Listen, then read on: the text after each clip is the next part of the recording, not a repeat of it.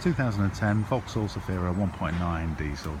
This one's a design edition, so it's got a handful of extras like alloy wheels. It's also got front park assist as well, which is quite nice. It's not just on the rear. This one is a category N from the insurance company, which is non-structural, and there's a little bit of damage around the side, but I'll go through it from here anyway. So tidy down that side all the way down to the end bar. A little scuff down there looks like a previous because it's got a little bit of rust on it, so that will be fixed. That's an easy tidy up, that one there. Around the back, no damage. It's got rear privacy, which is good. It's got a tow bar as well, which is quite useful. There is a cover inside the car as well. So this side's had a bit of a bump.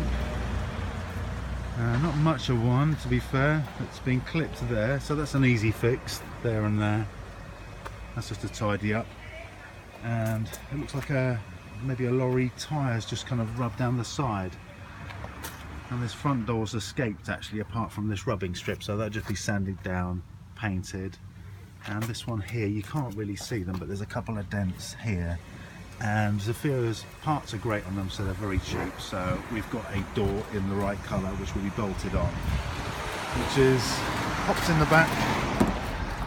So there you go, there's the door, and it's nice and tidy, so that is just a straight bolt on. So the only really real fixes in is that wheel arch there, and the strip down the side, and also that tiny bit down there, just to tidy it up. And apart from that, it's great. But it's 51,000 miles, and it's genuine.